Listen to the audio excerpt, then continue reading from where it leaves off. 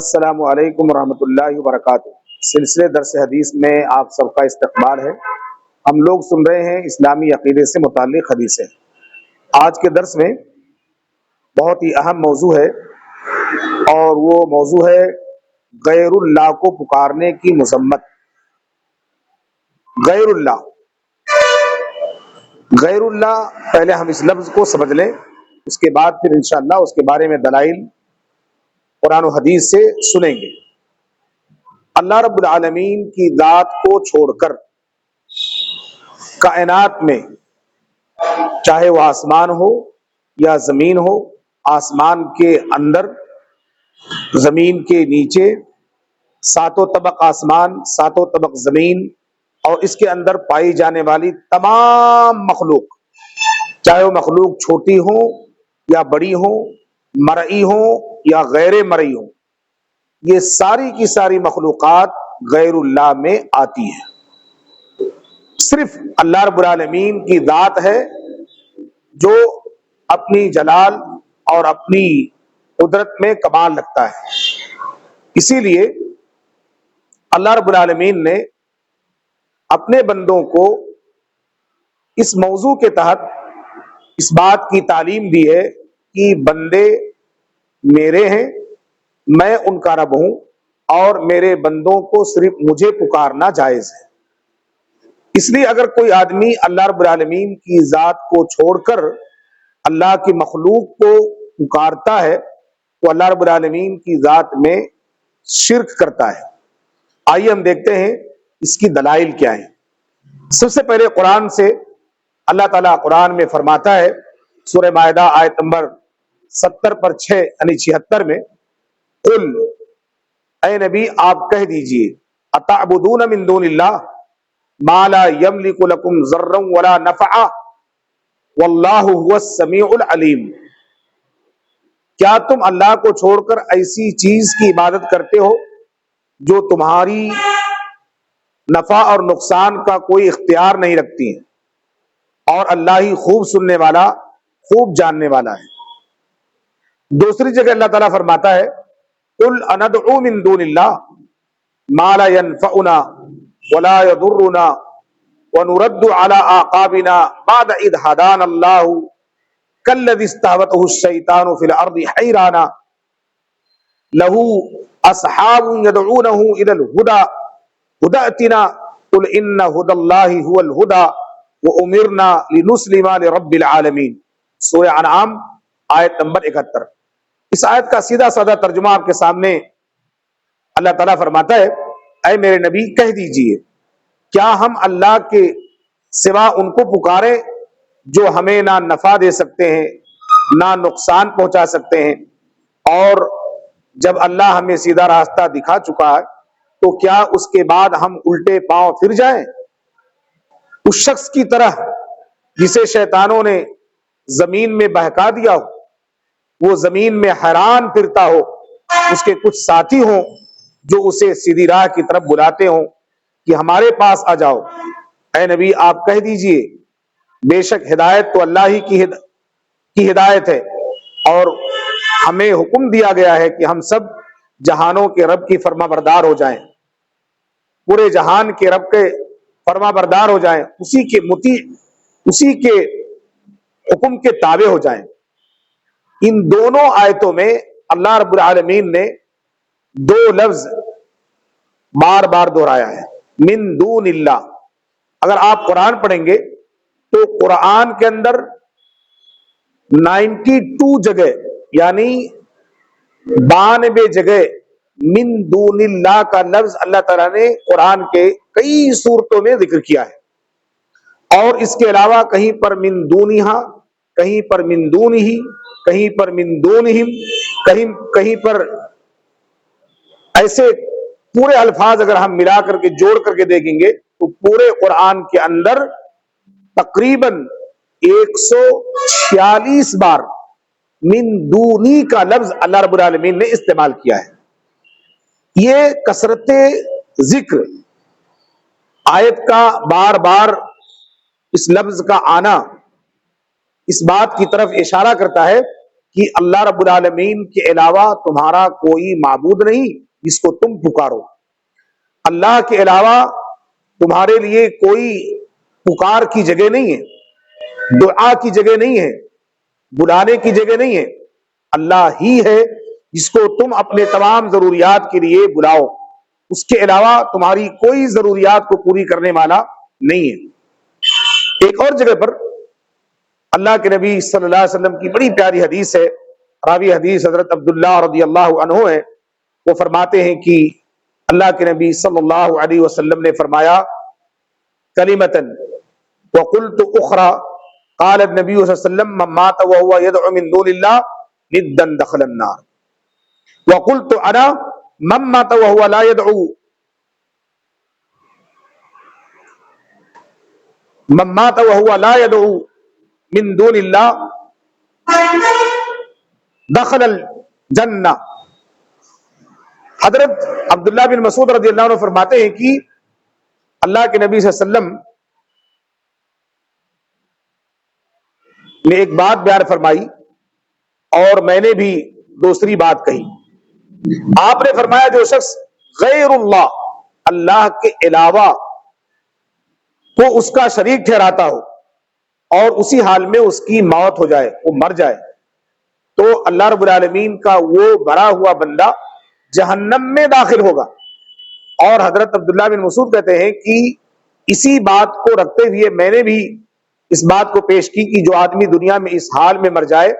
کہ وہ اللہ رب العالمین کی ذات میں کسی کو ساجی شریک نہیں بناتا تھا، تو وہ آدمی جنت میں جائے گا۔ اور یہ روایت جس کو میں نے آپ کے سامنے پڑھی ہے صحیح بخاری حدیث نمبر 4497، صحیح مسلم 94 روایت 94 نمبر کی حدیث ہے۔ اور اسی طرح سے ایک اور روایت بڑی پیاری روایت ہے، نعمان بن بشیر رضی اللہ عنہ راوی حدیث ہے، فرماتے ہیں کہ میں نے رسول صلی اللہ علیہ وسلم کو فرماتے بھی سنا یقول الدعاء هو العبادۃ ثم قرأ،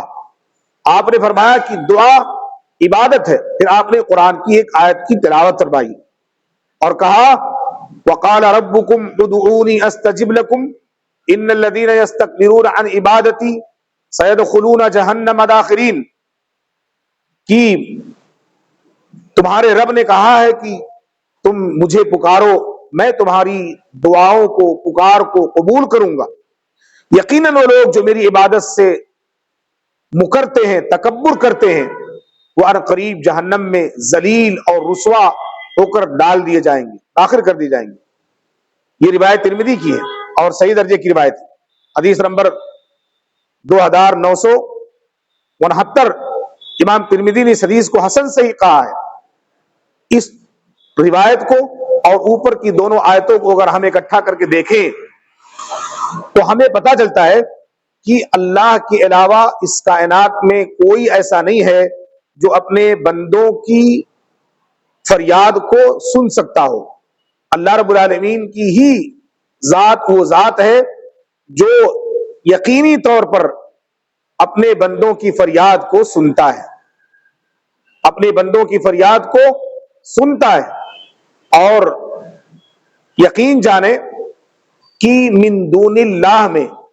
بعض اہل بدعت کہتے ہیں کہ اس میں اللہ کے نیک بندے،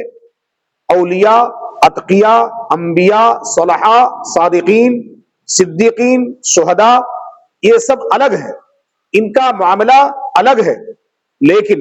اگر آپ قرآن پڑھیں گے تو قرآن کے اندر اللہ رب العالمین نے بڑی وضاحت کے ساتھ اس کے بارے میں بیان کر دیا ہے۔ اتخذوا احبارهم ورهبانهم، اللہ تعالیٰ نے کہا کہ کتنے سارے ایسے لوگ ہیں جو دنیا میں اپنے علماء کو، درویشوں کو اللہ بنا لیا ہوا ہے۔ اور آگے اللہ رب العالمین نے عیسیٰ علیہ السلام کا ذکر کیا کہ کیا عیسیٰ علیہ السلام کو ہم نے ان کا معبود بنایا تھا؟ اللہ رب العالمین نے عیسیٰ علیہ السلام کا ذکر کر کے اس بات کو واضح کر دیا کہ من دون اللہ میں تمام انبیاء، تمام فرشتے، تمام اولیاء، تمام اتقیاء، تمام پرہیزگار دنیا کے متقی لوگ سب شامل ہیں۔ اللہ رب العالمین نے سب کو الگ کر دیا ہے۔ یہ سارے کے سارے اللہ کی مخلوق ہیں، اور مخلوق کبھی معبود نہیں بن سکتا ہے۔ مخلوق کبھی دوسروں کی معاونت نہیں کر سکتا۔ ہاں، جب تک وہ دنیا کے اندر زندہ ہے، انسانی ضروریات کے تحت ہم اس سے اپنے معاملات کر سکتے ہیں، لین دین کر سکتے ہیں، لیکن اس کے مرنے کے بعد